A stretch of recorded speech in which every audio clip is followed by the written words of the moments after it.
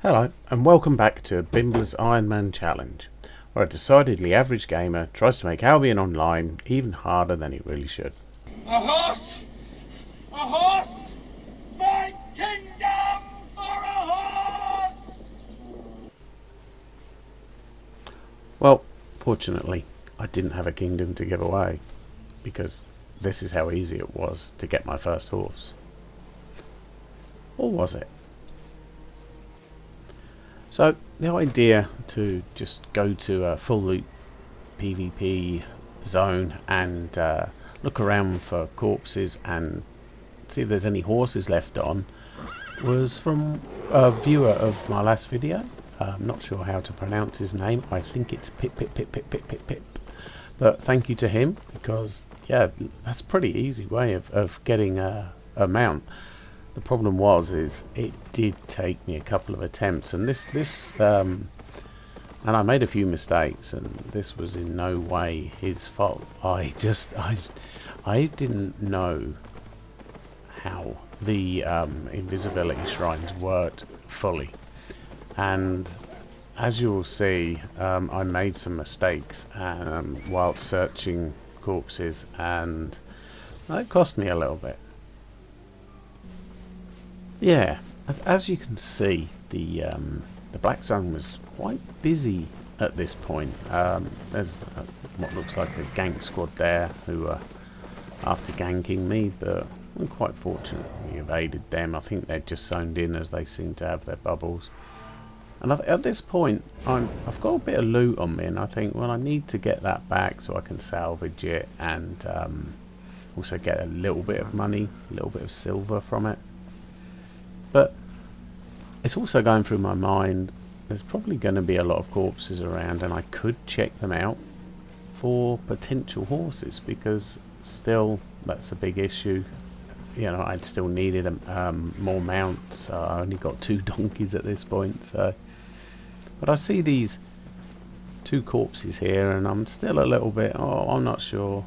And then I see, oh, someone's just been killed fresh. I mean, that's far more likely to have loot on it. You know, the other 2 probably haven't. And it's going through my mind, you know, with the invisibility shrine, that once you loot a corpse, you become visible. And I was like thinking, yeah, I'm fairly sure you do. But I thought the icon, which is obviously a silence icon, I thought that was the invisibility icon, and that was my mistake. So I kind of hang around watching the combat, see how that plays out a bit.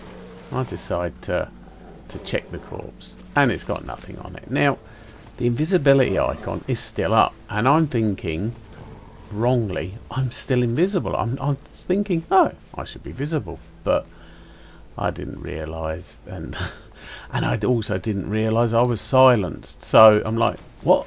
I can't fight back. I can't do anything. This guy was almost dead, but I'm still silenced. So I can do nothing. I can't. Maybe I should have auto-attacked him. I don't know. But I just die, and I'm like, what happened? Why was I silent still? And I didn't realise that when you do something like loot a corpse, when you've used the invisibility shrine, you lose your invisibility, but you remained silenced until the timer runs down, or you port out of the zone, go into a dungeon, something like that. And I didn't realise that. I actually spoke to the person who killed me, and for a murderer, he was very friendly, and then he explained all this to me, that's how it works. So yeah, lesson learnt there. Bit of a harsh way to learn. It should have made myself a little bit more aware of how the invisibility shrines worked, but at least I lost a bit of stuff, but I learned something, so that was good. And as you can see, early on in the video, I do get it right later on, and I do get my horse, so all's well that ends well. Moving on to something that is far more important than just getting one tier 3 horse. I've now got enough money to get my premium. This has been a really, really long slog to get the money together, or the silver together, to buy my first premium. So then this is the moment. This is when we finally do it, and I'm really chuffed. It has been hard work, and 8.5 million silver. It is a lot of silver, particularly when you only really get, or 90% of the silver you get is from just what you pick up. It's fairly hard to do.